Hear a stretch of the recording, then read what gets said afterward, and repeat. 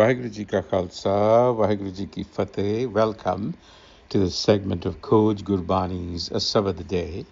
The recitation continues from Rag Jaitsari, Mahalla Chotha, composition of the fourth Nanak, Guru Ramdas. The recitation first.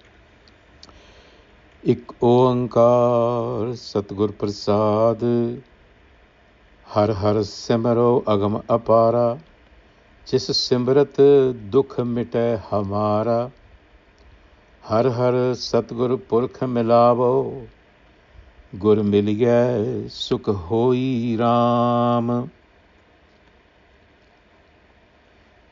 हर गुण गावो मीत हमारे, हर हर नाम रखो उर धारे, हर हर अमृत बचन सुनावो, गुर मिल गए प्रगट होई राम। मधुसूदन हर माधो प्राणा, मेरे मन तन अमृत मीठ लगाना, हर हर दया करो गुर मिलो, पुरख निरंजन सोई राम।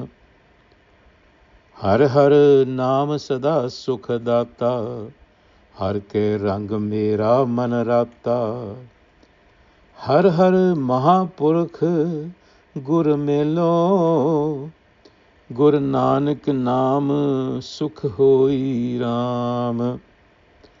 हर हर महापुरख गुर मेलो, गुर नानक नाम सुख होई Ram.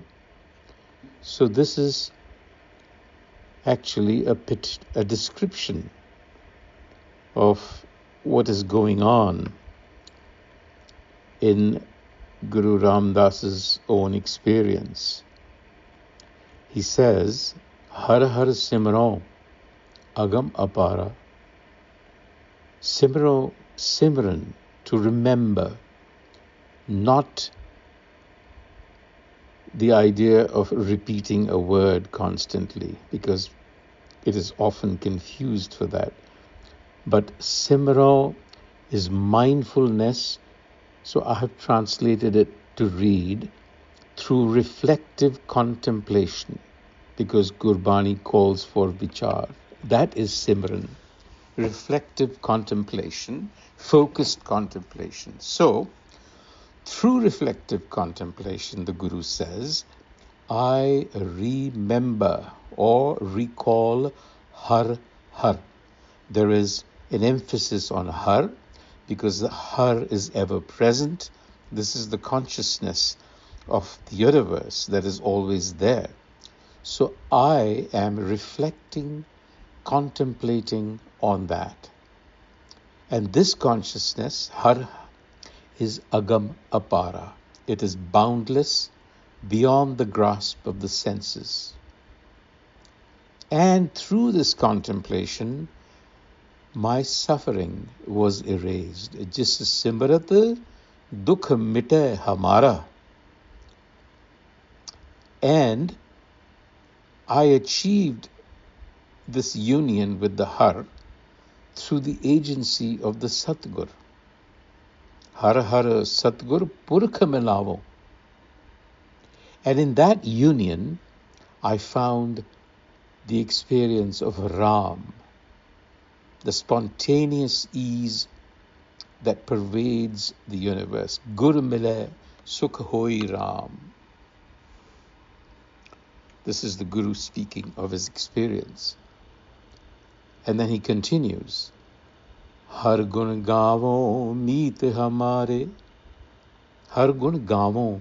Gun here means qualities or virtues or attributes of the Har, of this consciousness. Gun. Gavo literally means to sing.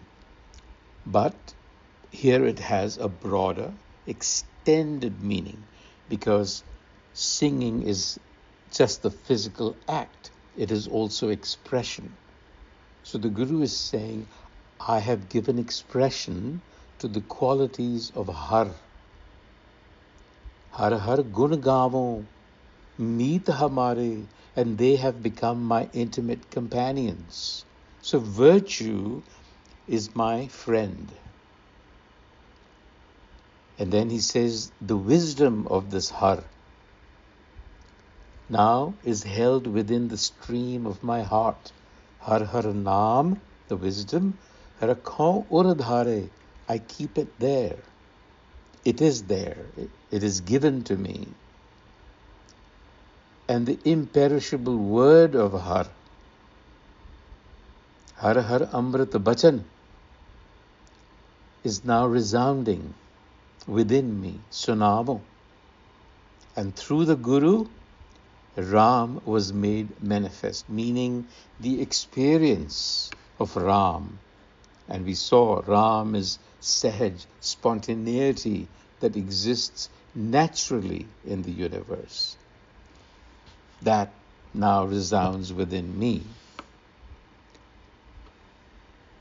Madhusudan Hare Madhu Prana. Madhusudan, sweet as honey, but also one that kills the demon of Madhu, the false sweetness of the ego.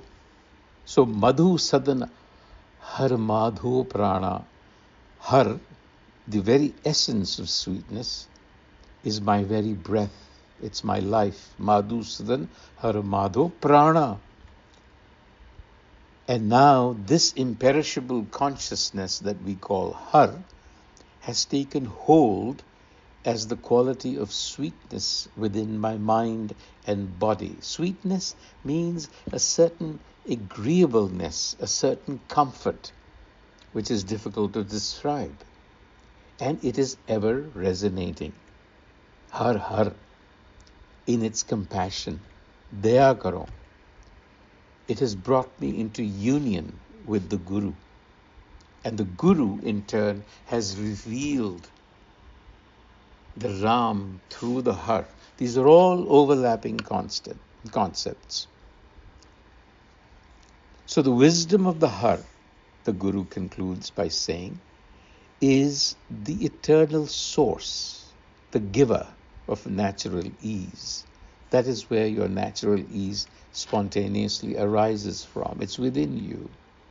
And the Guru, having experienced it, says, Har ke rang mera man rata. Now my mind is completely intoxicated, colored with the love of the Har. And Har is that primal being that brings union with the Gur Melo. And in Naam, that natural ease arises. So this is a testimony. The Guru is telling us, not through instruction or doctrine, but testifying, reporting what actually happened to him from the inside. Contemplation on the Sabad of the Guru dissolved suffering. Suffering is ego. It brought union with our true source, the Har, and its qualities became living companions. We are now living through these qualities. In other words, we are living a virtuous life. Virtue. And a virtuous life, what is it? It is a life that invests itself in working for the greatest good. It is always looking for what is the greatest good for the greatest number of people, humanity. So it progresses from the Har appearing and is unreachable to becoming very intimate with the unreachable. This is the paradox of Gurbani. What begins as boundless and beyond reach ends up as being sweetness permanently settled in the bones. What sounds like a petition is actually a description. It is not asking, it is not the ego asking to be brought to the Guru, as some translations would suggest. The reason simply is that the ego cannot ask for what it doesn't know. It doesn't know the Guru. So what is going on here is it is the Har itself within that is motivating us to do it.